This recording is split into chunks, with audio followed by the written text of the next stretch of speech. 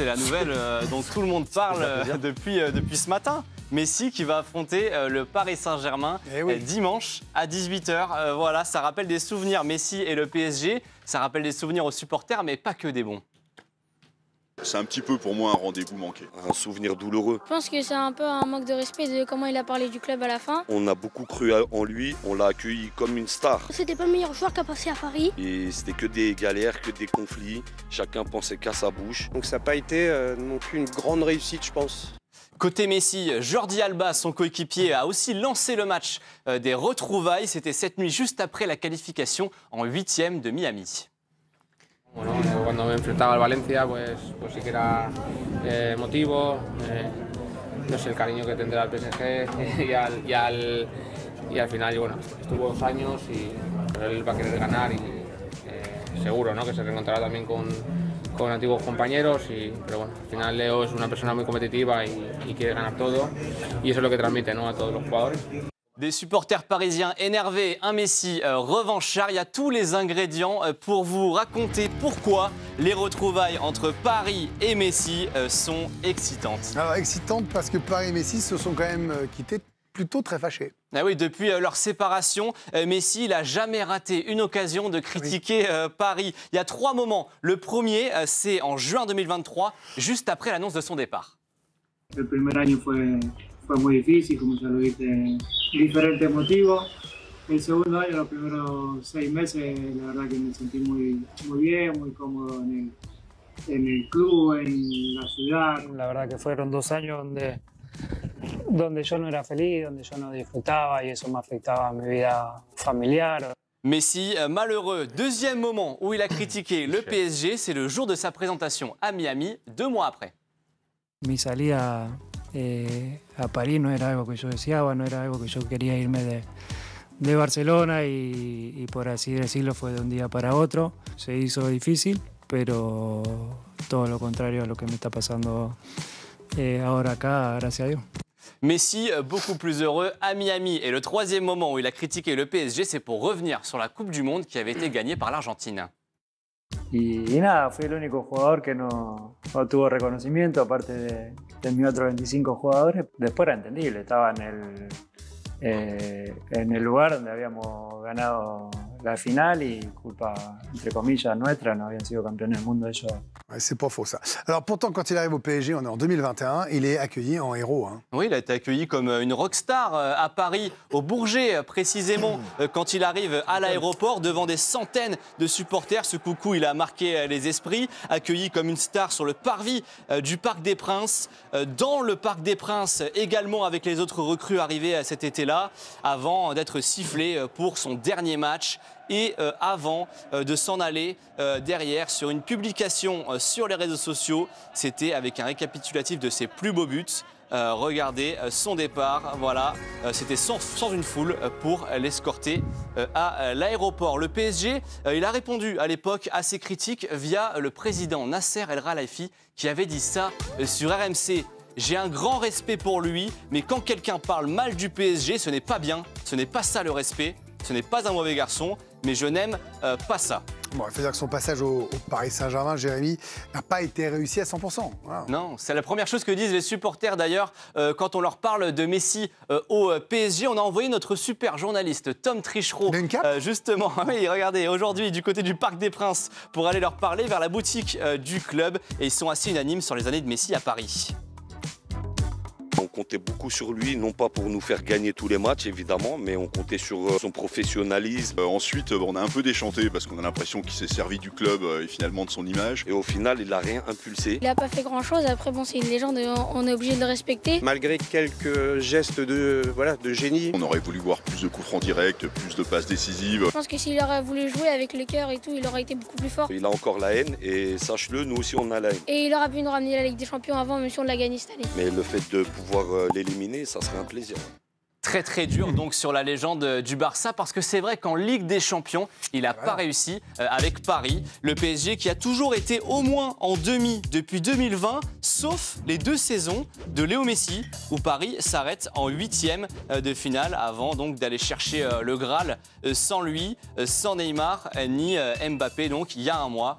Le constat, il est implacable, comme nous l'explique notre chroniqueur et spécialiste du PSG, Loïc Tanzi.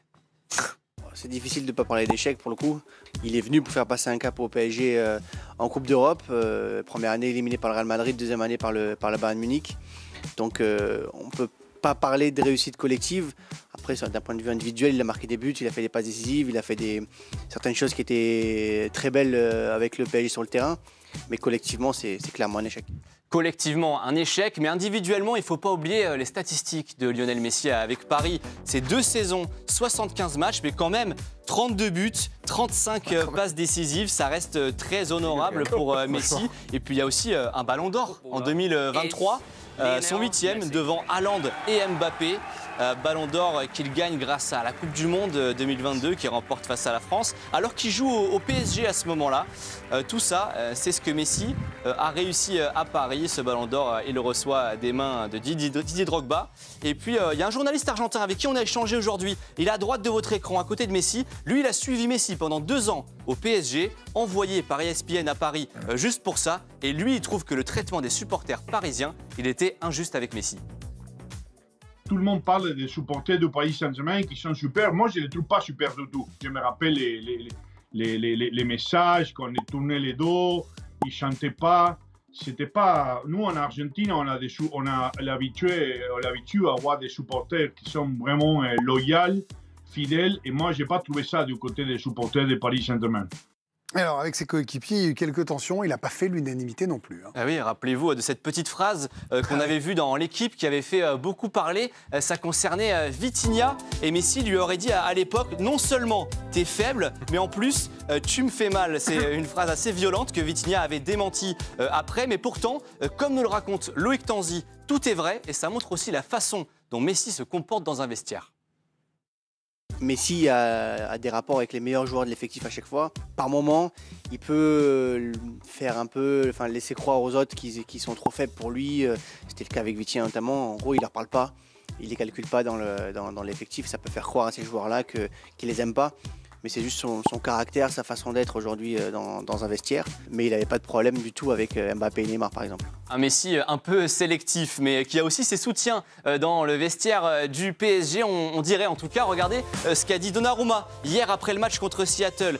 C'est fantastique, j'ai vécu 2 années fantastiques avec lui. C'est le plus grand joueur du monde. Mais j'espère qu'on va gagner parce que lui, il a déjà gagné beaucoup de titres. Hakimi aussi, ça ferait plaisir de retrouver Messi. Il y a eu beaucoup de beaux moments, même si sur le terrain, il n'y a pas d'amis. Lui, il va essayer de gagner et nous aussi, on va essayer de gagner. Dans ces retrouvailles, il y a aussi une amitié, une vraie, dont il faut parler, c'est celle avec Dembélé. Elle date de leur année barcelonaise et c'est Loïc Tanzi qui nous la raconte.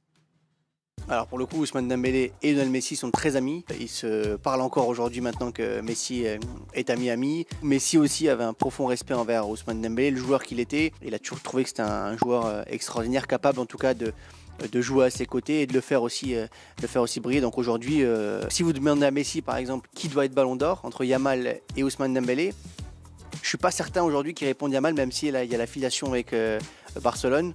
Je pense qu'il peut aussi pencher vers Ousmane Dembélé parce qu'il le considère comme son ami. Messi, donc, il va jouer contre des amis, contre des joueurs aussi avec qui il est un peu moins ami, contre un club avec lequel il n'a pas laissé que des bons souvenirs. Donc on a hâte de voir toutes ces retrouvailles dimanche. Merci beaucoup Jérémy. Bon, je l'ai dit hier en direct, je ne peux pas m'en cacher, j'ai dit j'espérais qu'on ait cette affiche-là parce que égoïstement pour l'émission, pour nous, pour parler, pour ce pourquoi évidemment, PSG Miami, Ludo, c'est PSG contre Messi. Ça c'est pas bien fini, c'est quand même une réalité. C'est un peu sexy comme 8e de finale, on a envie de voir, on a envie de savoir un peu, non ? Évidemment qu'on a envie de savoir. Après, c'est un garçon qui est quand même assez atypique sur le plan personnel, on va dire. Il ne s'intègre pas toujours. D'ailleurs, il se fait des équipes de copains. À Miami, il a fait venir tous les copains. Ce que nous, on rêve de faire en vétéran, en régional, lui, il le fait au niveau professionnel. Avec beaucoup d'argent. Avec beaucoup d'argent. Non, mais je crois que le Paris Saint-Germain ne doit pas tomber dans le piège de vouloir montrer absolument à Messi qu'il est devenu quelque chose sans lui. Messi était de passage à Paris, ils l'ont dit, il le dit. C'était un mariage forcé. Il n'a pas trouvé son bonheur à Paris et Paris n'a pas trouvé son bonheur avec Messi. Fin de l'histoire, ça n'enlèvera rien à l'icône qu'il est, qu'il restera à tout jamais. Et ça n'enlève rien à ce que fait le Paris Saint-Germain en ce moment. Et alors, est-ce qu'il y aura des joueurs peut-être revanchards, genre Vitinha? Mais j'y crois même pas une seconde. Je crois que Paris a juste... On n'a pas vu de déclaration, de mauvaise déclaration. Je crois que Paris a juste envie d'être droit dans ses bottes et de se dire, OK, cette compète, on avait dit qu'on se la gagnerait. Et ben on va se la gagnerait, Messi, pas Messi. On va faire le job. Je crois qu'ils ont géré depuis le match de l'Atlético contre Botafogo où il y a une surprise et contre Seattle. Je pense qu'ils vont remettre le starter contre Miami et ça devrait être une formalité. Formalité, attendez, ils n'ont pas perdu contre Palmeiras. T'es joueur de haut niveau, t'es au PSG. Tu joues contre l'un des meilleurs joueurs de jeu de l'histoire. Ça te stimule. Ça suffit à te motiver. Tu joues contre Messi. Si on fait un top 3. Il n'y a pas que lui, on va voir l'effectif avec Alicia, il n'y a pas que Messi. Si on fait un top 3 des plus grands joueurs de l'histoire de ce sport. L'animosité, elle est plus avec les supporters. En plus, pour nous, vous l'avez dit le mot égoïstement, tu as le départ qui s'est mal passé, tu as les petites phrases, des petits machins. Moi qui ai du mal, perso, désolé, j'ai un peu de mal à rentrer dans cette compétition. Et moi, là, pour le coup... Vous y rentrez là? Ah oui, évidemment. T'avais PSG, Messi. Moi, PSG, Palmeiras en 8e, franchement, je suis désolé, mais bon, j'aurais regardé, mais tu vois. Alors que là, je me dis... Comment vous avez fait un bon jeu de... Je le fais bien, hein. Ouais, c'est bien. Ouais, mais j'arrête. Non, mais c'était bien. Il y a d'autres joueurs, on disait. Hein. Ouais, elle a de la gueule, cette équipe, parce que c'est vrai que on dirait que c'est une équipe qui a été faite sur mesure pour Messi, pour qu'il s'y sente bien, dans les meilleures conditions, parce que quand il signe à l'été 2023... Il retrouve de vieux amis, Sergio Busquets notamment, Jordi Alba, qui ont rallié la Floride en même temps que lui. 2 joueurs qui sont des cadres de Mascherano, d'ailleurs autre illustre ancien du Barça, même si Jordi Alba lui a été relégué sur le banc depuis le début de la compétition puisqu'il sort d'une blessure. Busquets, lui, il joue tous les matchs en intégralité depuis mai, donc il est en forme. Quelques mois plus tard, en janvier 2024, c'est Luis Suarez qui le rejoint. Luis Suarez qui a inscrit un magnifique but contre Palmeiras, justement. Donc les 4 anciens du Barça retrouveront Luis Enrique ce dimanche. Ça aussi, c'est une belle histoire. Ouais, il y avait même eu Neymar en janvier dernier qui avait laissé la porte ouverte pour rejoindre ses anciens potes et reformer la MSN 10 ans après au micro de CNN. Bon, Mascherano, il avait vite mis un stop en disant que de toute façon, avec le salary cap, vous savez, l'encadrement de la masse salariale, c'était impossible d'avoir ces trois joueurs-là dans le même effectif. Et puis, il y a aussi toute la colonie argentine à Miami, pas moins de 11 joueurs possédant la nationalité argentine en plus de Messi. Donc, il est dans les meilleures conditions. 11 joueurs argentins et les meilleurs potes, franchement. Moi, on est bien. Je trouve ça fantastique, cette fin de carrière qui sort. Pour les barbecues le week-end, c'est pratique. C'est génial. Mais Karim, vous connaissez trop bien le cirque médiatique, tous ces trucs. Évidemment qu'on le met en PSG Messi. On ne peut pas faire autrement, ce match-là. C'est PSG Messi, c'est un club américain dans une compète qui se déroule là-bas. Je veux dire, là, pour Infantino, par exemple, c'est magnifique. Et puis pour nous, là, on surfe un peu dessus. En vrai, on l'espérait, je le dis, je vous l'ai déjà dit. Pas que vous aussi, j'imagine. Mais je pense que même les organisateurs de cette compétition des clubs espéraient que le champion d'Europe en titre joue contre l'équipe qui a été invitée, on le rappelle, qui ne méritait pas sur le terrain d'aller à cette Coupe du Monde des clubs. Après, il se qualifie quand même. Oui, il se qualifie. C'est vrai. Il gagne contre Porto. Non, mais c'est vrai, il se qualifie et ils ont fait démentir un peu ce... Porto n'a pas fait une grande compète. Après, honnêtement, moi, je suis curieux de voir, Messi face au PSG, mais j'ai hâte, moi, de voir le PSG contre des gros clubs européens. Je suis un peu égoïste parce que je regarde par le prisme européen. Il faudra peut-être attendre un petit bout, c'est pas être Flamengo après. Flamengo, attention. Non, moi, honnêtement, j'ai envie de voir le niveau. Messi, on regarde... Pour être très honnête, on ne regarde pas tous les matchs de la MLS et de l'Inter Miami, mais là, on va scruter Messi qui, franchement, on va regarder des bouts de match de l'Inter Miami. Il a des cannes encore. Ouais, il a des cannes. Contre Porto. Porto, c'est vrai, contre Porto. Hier, il ne fait pas le match de sa vie, honnêtement. Il fait une belle passe et tout ça, mais il ne fait vraiment pas le match de sa vie.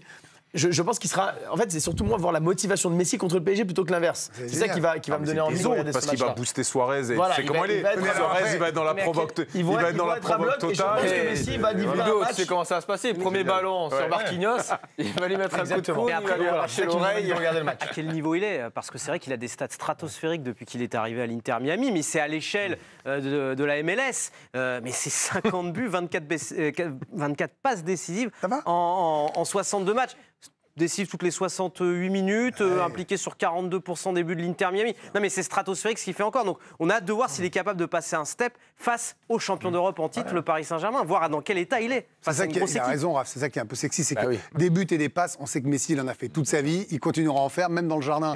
Après, quand il sera complètement à la retraite, il mettra 15 buts. Il n'y a pas de doute sur ça, et qu'il allait survoler la MLS.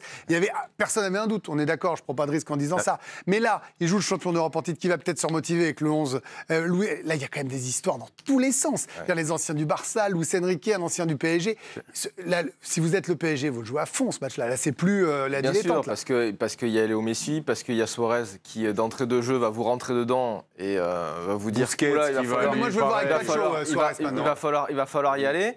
Et puis mine de rien, on ne parle pas de Beckham. C'est aussi le club de David Beckham. Ça aussi, c'est quelque chose aussi qui donne envie. Ils ont une belle vie. Et puis Messi est encore là. Moi, j'ai regardé le match face à Porto. Mais vous avez les yeux de l'amour, vous. Non, mais vous avez vu le coup franc ou pas?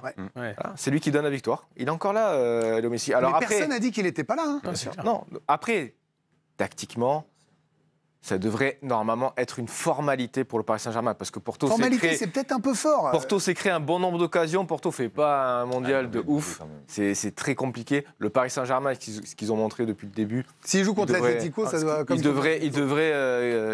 devraient gagner leur. Ce qui risque d'être intéressant, c'est le lien que Nasser a avec la sortie de Messi, parce que là, on l'a vu qu'il a dit qu'il avait été blessé. Et fâché par les propos. Est-ce que Nasser va, à un moment donné, faire passer le message? Après, je verrais bien, je vous explique, je verrais bien Pacho sortir des lignes au bout de 3-4 minutes, Pacho, il a devenir au contact. Pacho, il a vu Suarez, et lui, il est très content. Pacho, il s'est dit, c'est lui mon goûter. Nasser, c'est pas le style du tout. D'autres présidents auraient pu le faire, les gars. Je pense qu'ils lui feront pas de cadeau. Non mais après, il suffit qu'il monte la Ligue des Champions, il suffit qu'il lui monte sous le nez en disant la Nasser, c'est pas le genre d'aller dans le vestiaire. L'idée n'est pas d'aller blesser Messi. Non, je pense pas l'intérêt. Mais Ludo est un bad boy. C'est une façon aussi de préparer les retrouvailles. Paris Saint-Germain, ils ont souhaité l'anniversaire de Messi aujourd'hui sur leurs réseaux sociaux. Ils ont fait une publication pour ses 38 ans. Voilà, c'est une façon aussi de préparer sans animosité les retrouvailles avec Messi. Il lui avait fait une publication au moment où il est parti. Bon, il n'y a pas eu de grand départ, mais il y a ça en tout cas aujourd'hui. Ils ont coupé sa tête. À dimanche, quoi. Ouais, faut cliquer pour le voir. Regarde. Qui est ce joueur mystère? C'était Lionel Messi. Un dernier mot quand même sur cette compétition sur le Paris Saint-Germain, là, puisqu'on y est, c'est dimanche.